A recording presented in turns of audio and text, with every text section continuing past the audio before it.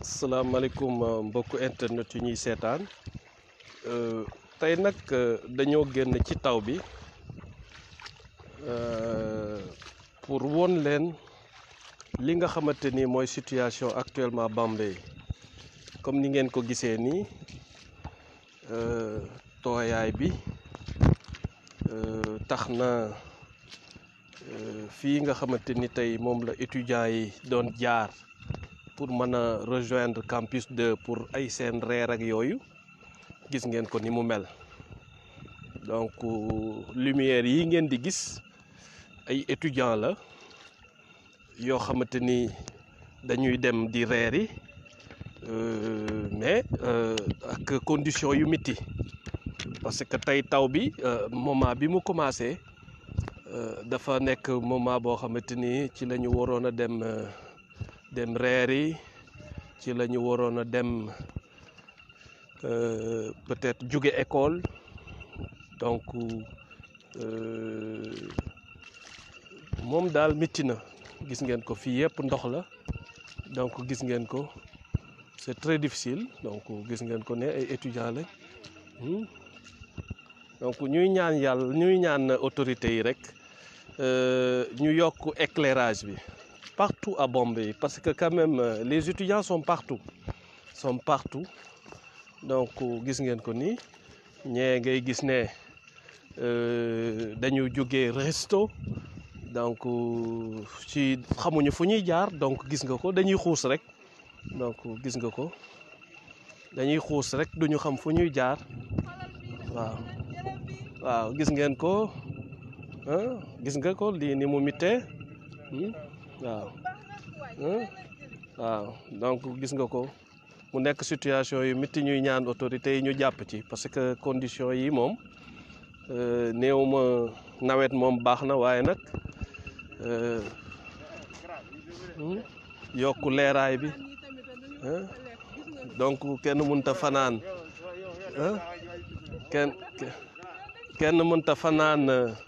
kenn mënta fanaan te doo lekk donc ils sont obligés d'aller au resto dans des conditions pareilles gis ngeen ko maa ngi nii damay xuus man j'ai eu la chance ma am dallu xuusukaay j'ai eu la chance ma yore sama kii sawaay de bañ ko filmer waaw léegi yow wol gars yi ko ginnaaw kon moom mu dem donc kii ab étudiant la bu jëli kii am ba pare donc gis ngeen ko noonu moo ngi dem këram ci situation yu metti yi gis ngeen ñoom nag dañu ñëwul xamul woon na peut-être situation yi nii lay mel donc c'est un peu difficile gis nga ko ils sont dans les recoins de Bambey partout te Bambey ban la donc Bambey ban la gis ngeen ko mu ngi noonu di ñibbi gis ngeen donc mu ngi noonu gis ngeen ko c'est très difficile vraiment waaw mu ngi noonu gis ngeen ko waaw gis ngeen ko waaw gis ngeen ko donc ñun ñu dem doxantu ba côté resto peut-être foofu situation bi dinañ leen woon li nga xamante ni moo fay prévaut donc gis ngeen ko maa ngi topp foog naa kii étudiant la dama koy topp ci ginnaawam gis ngeen traversée lii la ñuy tóor xaw ma traversée du désert wala xaw ma traversée de Bambey moom après la pluie ce n'est pas vraiment le bon temps waaw gis ngeen ko donc ma topp ci ginnaawam Bambey TV nag lii mooy njariñam gis ngeen ko donc mu nekk calvaire boo xamante ni moom la étudiants yi di dund mu métti lool donc gis ngeen ko ñii dañoo jóge resto ñoom it ci condition yu métti donc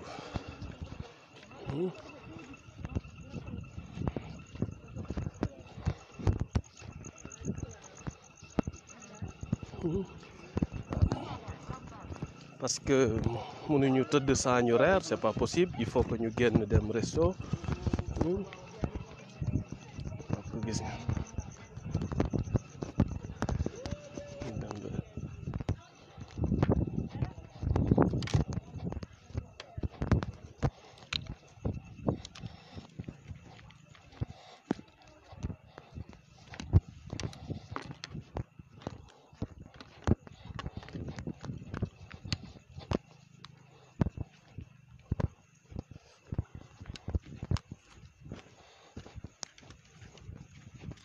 conditions difficiles de donc ñu leen di ñaan ngeen partager vidéo yi gis ngeen ko j'ai eu la chance d'être accompagné par un étudiant mu jiitu ma donc fépp fu muy jaar ñun foofu la ñuy jaar gis ngeen ko te ñoom ils étaient pas préparés di am ay dàll wala ay kii yoo xamante ni mën nañu xuus ci ndox bi donc xawma ndax ni situation bi ñi nga xamante ni ñoo war a def BFM pour étudiants yi nga xamante ni ñu ngi may suivre nañu moytu aussi di jaar ci wotu mur yi donc foo xamante ni c'est pas visible bu ñu fa jaar parce que d'habitude les gens se mettent des fosses à côté donc gis ngeen ko ñii ay étudiantes lañ ak kii ñu ngi ci situation yooyu ko gis ngeen ko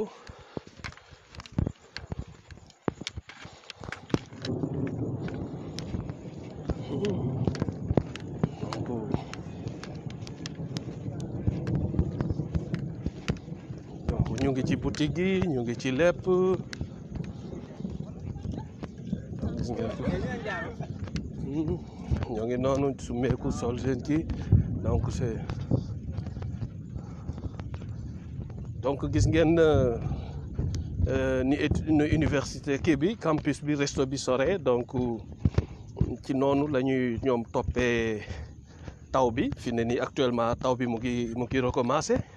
certains yi xamante ni xaw la ñu éloigner ça risque d'être très difficile pour eux certains yi nga xamante ni aussi tamit ay jàmbaar lañu parce que ki nga xamante ni aussi amul mën-mënu jënd ci boutique ba amul mën-mënu peut-être ñëw resto ça risque d'être très difficile pour moom dafa nar a fanaan peut-être te du lekk donc vraiment je demande à toutes les autorités yi nga xamante ni yooyu ki ñu gën a jàppale actuellement campus yi waaw campus yi donc c'est des moments difficiles bu jaree ñu yóbbaale seen lekk yi ñu koy yóbbaale je sais pas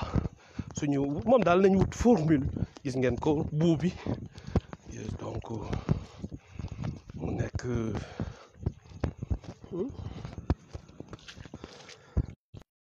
donc ñun fi waa ji di jaar rek la ñuy jaar donc gis nga ko tase nañoo ak ay étudiants et étudiantes donc tase nañoo ñëpp donc gis ngeen ko ñi am possibilité jël ay moto ñu ngi jël ay moto ñu jël ay moto ñu jël gis ngeen ko ni buntu campus donc gis nga ni mu mel nii donc ñu noonu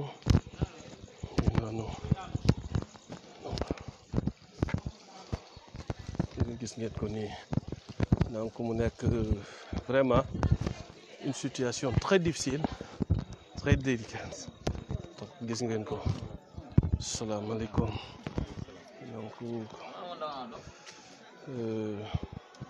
donc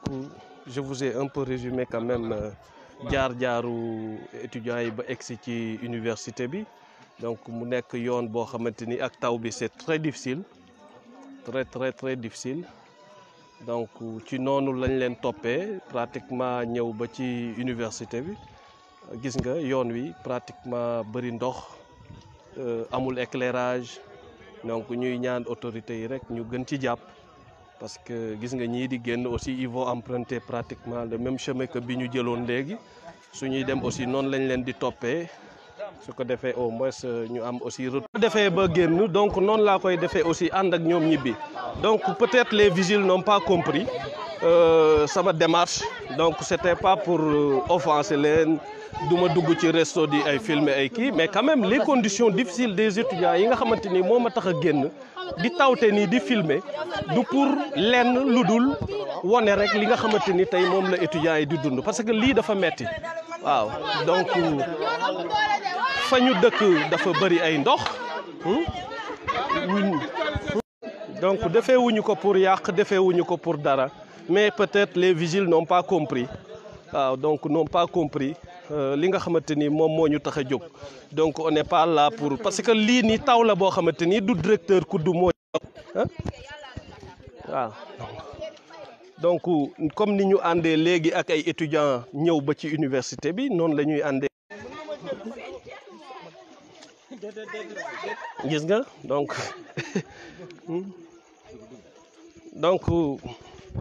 donc vous nous suivez sur Bambey TV en direct donc mu nekk situation yu metti yoo xamante ni dañu ko bëggoon partager ak étudiants yi rek c'est vrai que les agents du CROUS n'ont pas compris ñuy excuser wu ci altercation bi jot a am yéen ñi nga xamante ni yéen a ñuy suivre mais ñun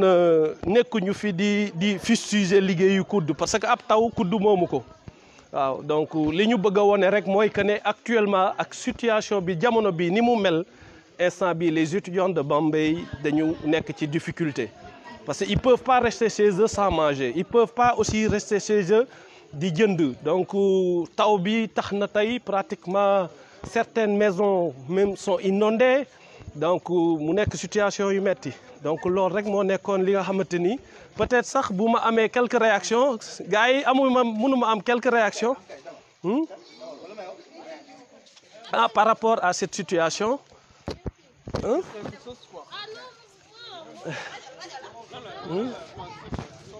oui nous sommes direct sur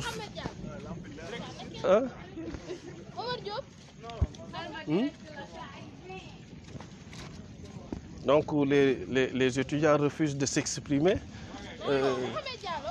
ñun ñu ngi génn ci taw bi di leen bëgg di leen dimbale pour wone lu metti li ñuy dund mais daal daa mel ni bëgg ñoo wax waaye kon nag nañ leen gunge rek waa da ngeen koy wax nag ñu dégg leen waaw non est-ce que yaakaaruñ ne dañ leen di woneel lu ñu bëggul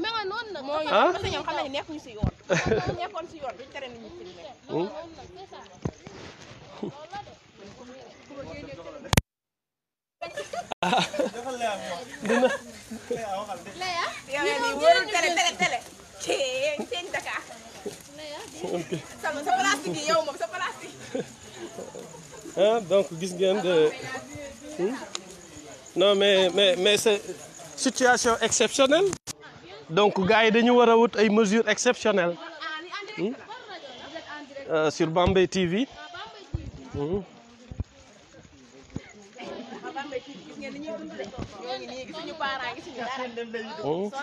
donc dégg ngeen ko noonu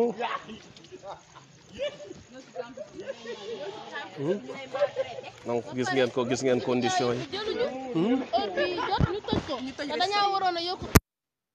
yi normalement waaw dañu teel a tëj resto bi alors que situation bi nii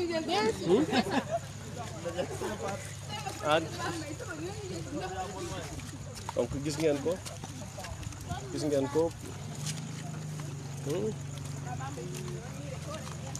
gis ngeen situation yi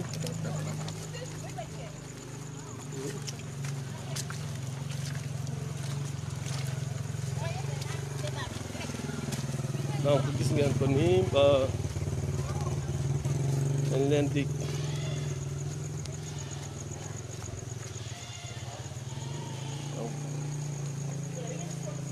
donc nous on veut juste montrer les conditions difficiles des étudiants actuellement à Bambey donc rien d'autre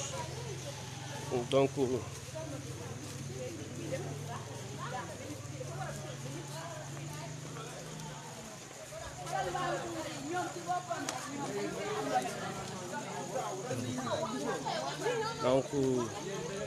gis ngeen ko ñi peut-être amical la moom moo tax ñoom ñoo àndandoo xam naa benn amical la waaye yéen ban amical ngeen amical ngeen amical ban yëmbal donc gis ngeen ko amical yëmbal ñoom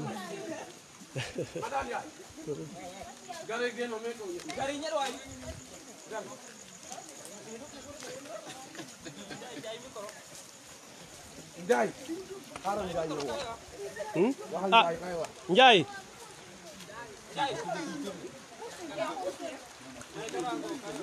donc gis ngeen ko nii donc comme vous le voyez donc gis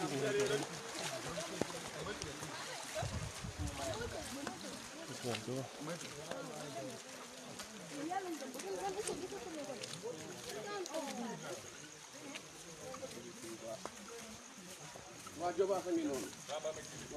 waaw Jobaas ñoo nekk nii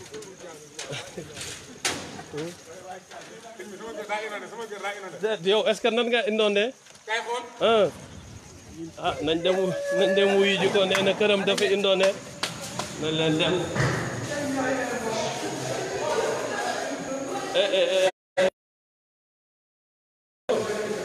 waaw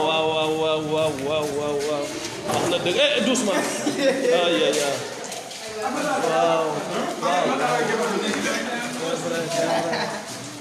wax nga dëgg même étudiants yi seen néeg yi gis ngeen donc condition yi lañ doon jéem a nag wone lii moo tax ñuy génn donc juste pour wone rek ne situation bi metti na pour les étudiants quand même donc lépp lu ñu leen mën a kii ñu xam ne lii aussi neexul gis ngeen ko nii donc nee na donc gis ngeen ko néeg yaa ngi nii donc gis nga ko fii gis ngeen ko ni mu mel donc kon li ñuy wax rek moom mooy am na kër yoo xamante ni même nii donc mun na yàq dara am na ci ñoo xam ne dañu tëj seen i néeg peut-être dem te xam nga mun na tooy mun na lekk gis ngeen ko c'est très difficile daal donc ñuy ñaan rek vraiment compréhension maximum de compréhension boo xamante ni autorités yi war nañ ko mun a am ci ñi nga xamante ni mooy étudiants yi mais aussi tamit élèves yi suba parce que élèves yi dañu war a defi BFM te am na ci ñoo xamante ni actuellement ils vont dormir pratiquement ci ndox mi te kooku xale boobu war a xëy defi BFM dina metti donc ñuy ñaan président jury yi ñu indulgent ñu jàppale xale yi xam ne aussi tamit mun nañu tëdd ci sous la belle étoile donc du ñu am fu ñu fanaan parce que peut-être seen kër yi les eaux envahir na ko donc vraiment tous ces candidats au BFM war nañu am compréhension ouais, non mais c'est difficile parce que là vous êtes en direct donc les gens sont en train de suivre donc il faut faire attention donc gis ngeen ko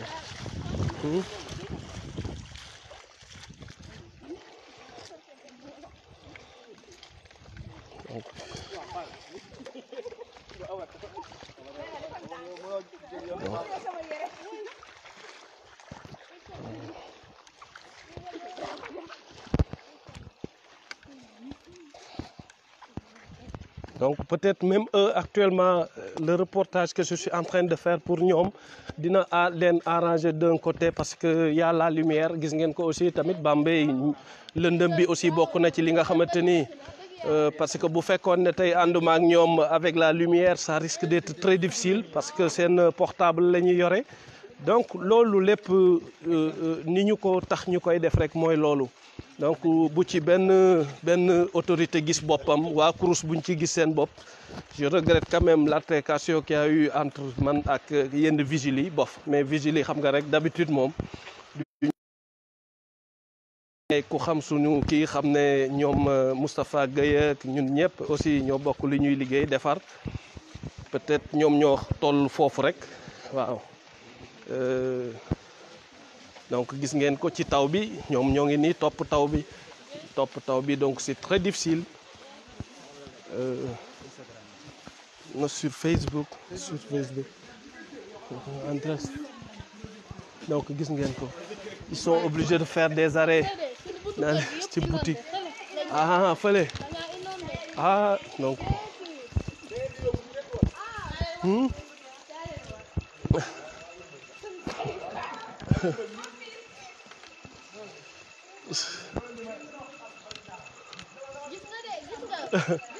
seen buntu kër donc gis ngeen ko seen buntu kër c'est pratiquement dafa fees dell ak ndox gis ngeen ko comme man am naa chance su mën a dox ci ak sama dàll donc gis ngeen kër baa ngi noonu man j'habite à côté donc xam naa ne damay profito comme taw bi ak aussi ak matériel bi ça ne peut pas aller de pair donc ma leen di donc gis ngeen ko nii ils sont obligés de traverser lii kenn xamut ndax ab rivière la kenn xamut lan la gis ngeen ko noonu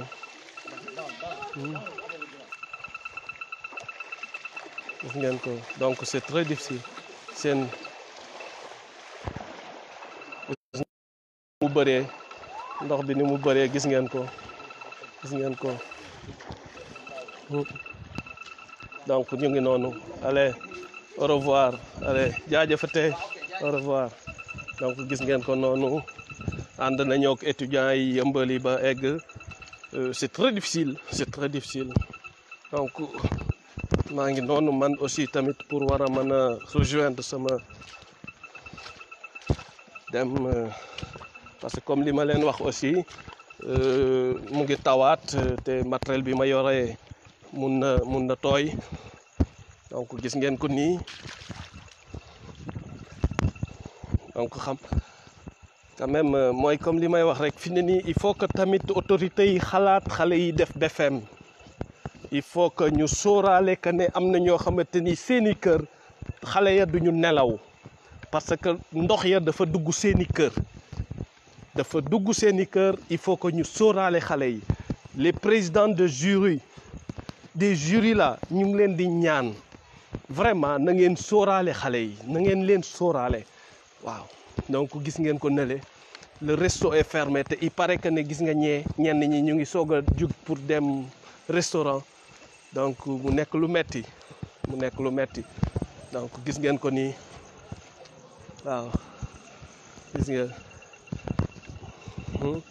ñii moom am nañ seen parapluie peut-être ñoom amuñu problème mu ndox gis ngeen ko donc c'est très difficile quand même il faut l'avouer waaw c'est très difficile donc gis ngeen ko fii yëpp peut-être fii sax sama côté kër moo ci xaw a tane gis ngeen ko mais tout le reste gis ngeen ndox mi mbedd yëpp a fees étudiants yi amuñu fu ñu jaar donc gis ngeen ko nële gis ngeen ko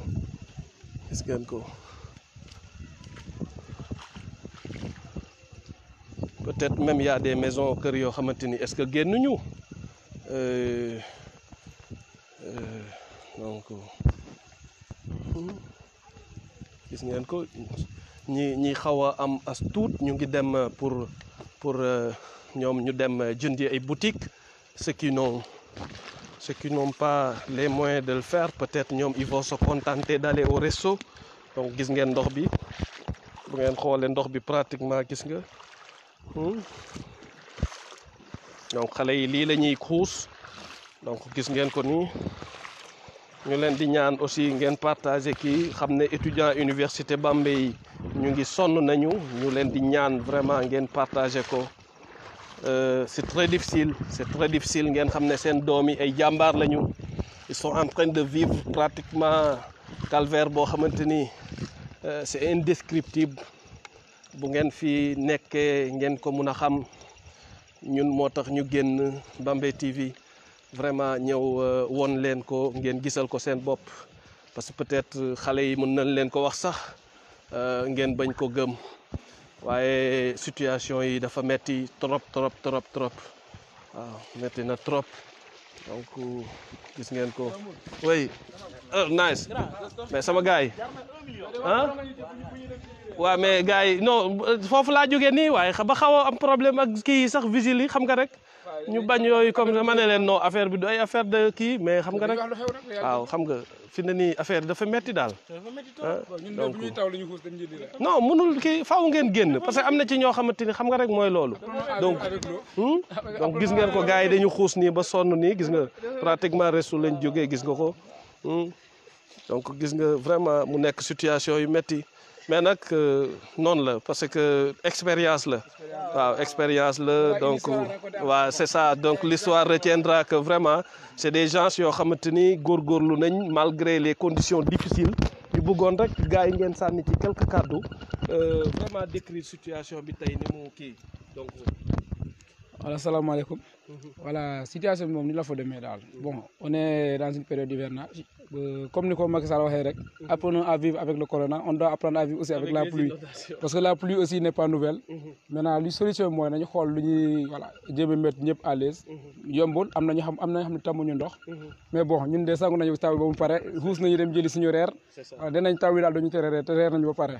voilà merci beaucoup. donc aussi ñu wax ne aussi il faut que parents yi xam ne actuellement c'est vrai que ne ay jàmbaar ngeen. parce que vous vivez dans des situations très difficiles. difficile mais voilà vous le faites dignement. voilà loolu aussi vraiment Bambey TV da ko bëgg a témoigner. ñëpp ñi leen di seetaan xam ne vous êtes en train de vivre dans des situations très difficiles Bambey ban la te dafa bëri ndox. waaw donc day taw tuuti sax ndox bi taa. muy taa waaw donc li muy taw ci yeneen dëkk yi sax du ko taw mais boo tawee tuuti rek mu taa te am na kër yoo xam dañu inondé. waaw kër étudiant même kër yi fi nekk yu bëre waaw même ñun sax ndox yi ñoo na ba dugg suñu néeg. waaw jëm nañu génne ndox yi yëpp après ñu dem resto voilà c'est la vie on avance quoi on avance comme kay yoon amuñu ici lii moo ñu fi téye te war nañu ko def bon nañu toog waaw waajur yi fee nañu suñuy jàng war nañu jàng. c'est vrai donc gis ngeen ko ne la di jéem a gée ok merci. ok allez merci allez merci donc gis ngeen ko ne la c'est des étudiants et des étudiantes c'est très difficile gis ngeen ko ne la ñoo ngi noonu seen kër pratiquement gis nga ndox bi ni mu mel gis nga ko seen pointe pratiquement da ngay kii ba ndox bi xoolal ci seen oom yi lay toll gis ngeen ko ne la donc gis nga ko donc gis nga pratiquement gis nga fi ma ndox bi toll donc gis ngeen ko nii donc gis ngeen ko pratiquement seen kër bi gis nga ni mu mel ak ndox donc c'est un peu difficile quand même c'est très difficile gis ngeen ndox bi fi ma toll ci sama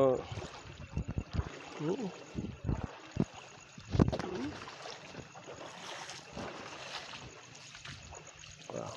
metti na daal metti na gis ngeen ko fii yëpp ndox la gis ngeen fii yëpp ndox na te taw bi arrêté gut gis ngeen ko partager leen vidéo yi gis ngeen ko nii fii yëpp ndox la fii yëpp peut-être demee dinañ dem ci kër yi waaye tey moom xam naa duñu mën a dem ci kër yi parce que comme taw bi aussi ak matériel bi mun na yàqu donc ñu ci jéggalu bu baax gis ngeen ko nii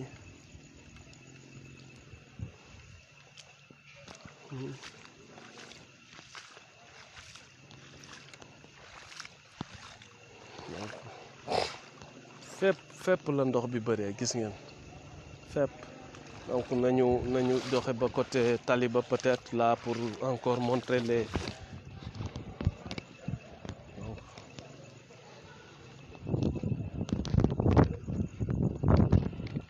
encore une fois étudiants yi nga xamante ni ñu ngi ñuy suivre su tawatee Bambey da ngeen di moytu les bordures de mur gis ngeen ko comme nii xam nga boo jëlee fii tey bu fekkoon ne dafa kii ngay dox fii pratiquement da ngay daanu ci cambe bi donc ma leen di wax ngeen moytu lii moom aussi tamit il faut que autorités yi jël ci matukaay donc moom jaar ci ndox bi moo gën a wóor donc gis ngeen ko fii yëpp gis nga étudiants yi nii lañ fi jaaree gis nga mu nekk situation bu metti gis ngeen ko pratiquement catu dàll bi feeñul sax donc calvaire bi daal étudiant Bambey actuellement di dundu Bambey TV moom ci liggéeyam mu bëgg ko wone ñëpp xam ko donc gis ngeen ko fii yëpp a tooy gis ngeen ko tout partout peut-être même y a des maisons inondées donc y a des maisons yoo xamante ni gis ngeen ko nii yii yëpp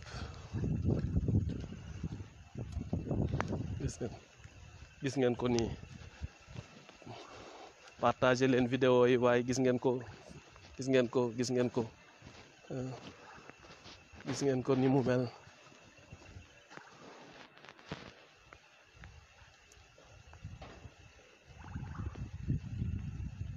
ah les mesures barrières dañ ñu mënuñu koo kii gis nga ko de saa yi fi mu nii kay instant bii nii situation bi moom gars yi taluñu sax ay mesures barrières waaw gars yi moom fi ne nii nu ñu defee ba génn ci la ñuy faxe waaw kay gars yi fi ne nii yaatal ay mesures barrières gars yi taluñu sax ay waxi corona fi ne nii kay waxi génn dem resto lekk la ñuy jéem waaw gis ngeen ko nii fii foofu jaar pratiquement gis nga amul y a beaucoup de gis ngeen ko nii gis ngeen ko fii la ni étudiants yi jaar ñi ma tasee léegi fii la ñu jaar gis ngeen ko c'est très difficile gis ngeen très difficile gis ngeen et l'eau gis ngeen ni mu salté donc bonjour les maladies hein. Donc vraiment c'est très difficile.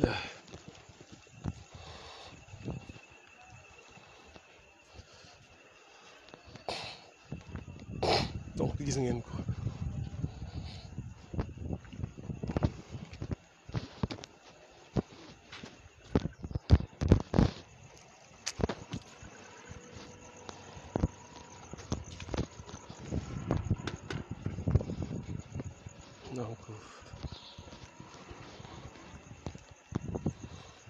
donc on fait le tour là après ñu woon leen pour rejoindre Taliba donc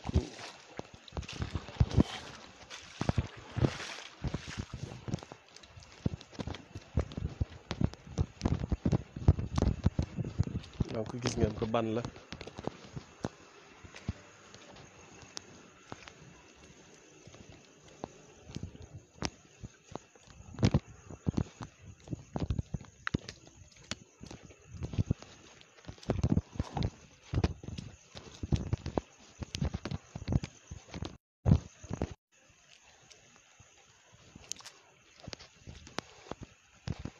donc gis ngeen ko nii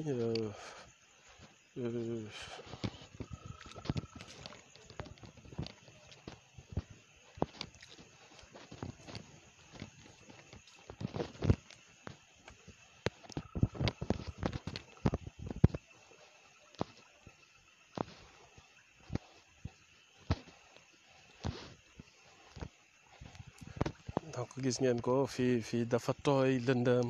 donc c'est difficile.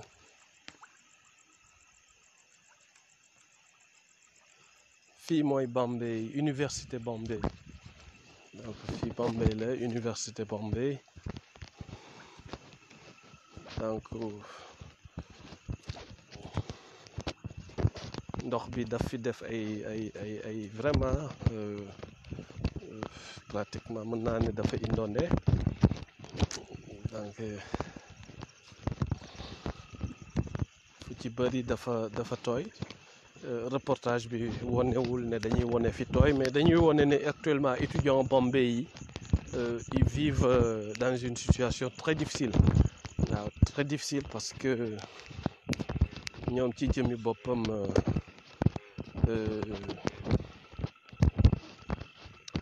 fépp fu ñu war a mën a jaar rek ba dem seen restaurant wala ñu war a dem seeni kër pratiquement dafa am ndox. Donc doon nañ ñu signaler ne au niveau de la gare routière amoon na benn yeew bu fa génnoon mais sapeur pompier yi ak seen njàmbaarte jàpp nañu ko donc dégg ngeen ko ndox moom su bëree rek ay mbir di bëri donc loolu aussi nañ ko sóoraale donc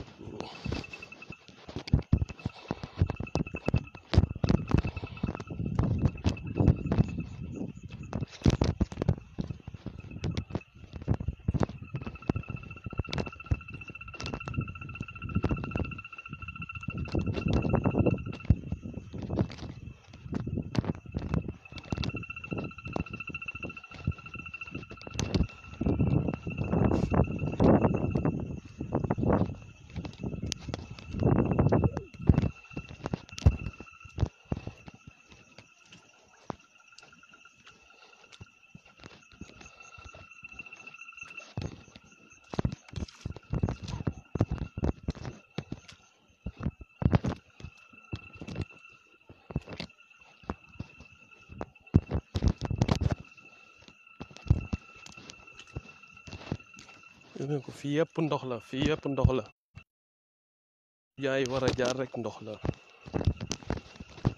gis ngeen ko nii gis ngeen ko lumière yi ngeen di gis na les étudiants yi d'habitude ñoo yore seen torche yi seen portable yi lumière portable yi donc pour pouvoir s'en sortir am un peu de lumière xam fi ñuy jaar sama projecteur bi dañu kontaan parce que projecteur bi daf leen di mën a niital daf leen di niital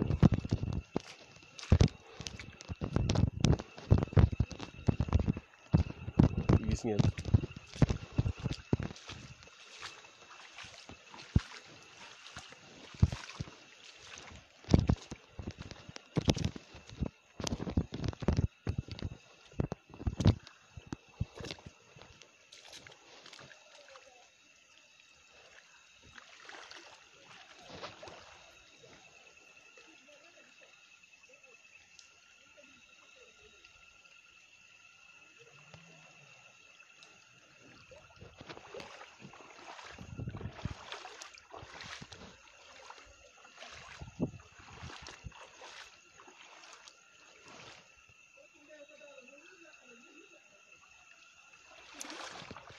donc dañu jéem a niital ñële ñu ngi wax naan xam naa dañoo gisul fi ñuy jaar jéem a nit rek ba xam ndax dinañ leen permettre lumière bi ñu am fu ñu jaar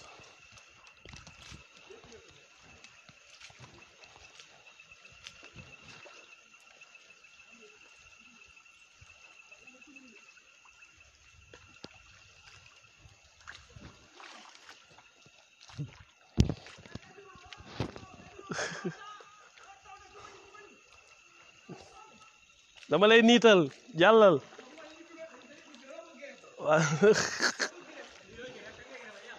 waaw man de looloo ma ci jaaxal waaw niital acca niital naa la donc dégg ngeen ko noonu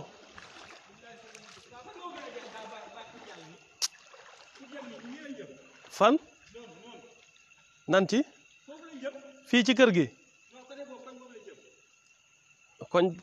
koñ boobu bëri na ndox de waa jàllal noonu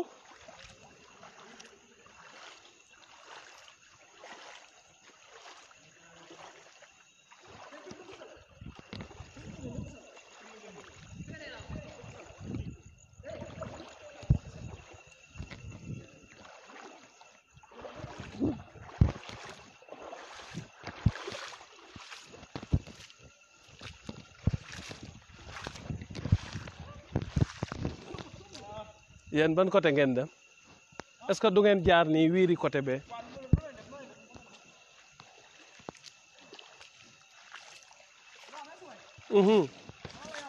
amee na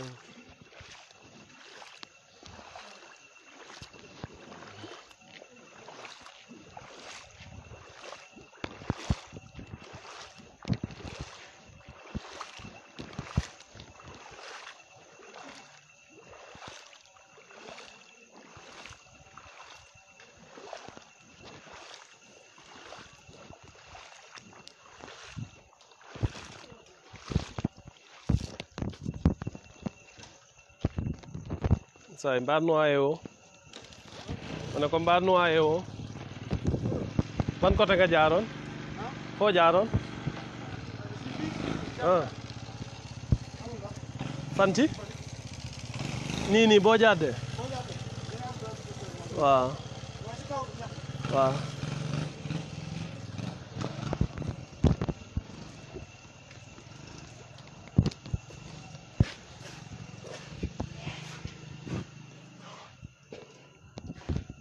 donc mbokk internet yi maa ngi nii di dellu kër ga xam naa nag di leen wax ne rek amoon nañ mbégte yéen ñi ñuy seetaan di leen sant di leen gërëm di leen wax ne képp koo xamante ni bëgg na vraiment am ay information yu wér te wóor nañuy connecté ci Bambey TV ay direct yoo xamante ni vraiment day wone réalité yi nga xamante ni moom la ñuy dund surtout ci université bi waaw donc surtout ci université bi surtout ci Bambey surtout ci lépp loo xamante ni moo xew Sénégal jërëjëf ñu ngi sant ñëpp di gërëm ñëpp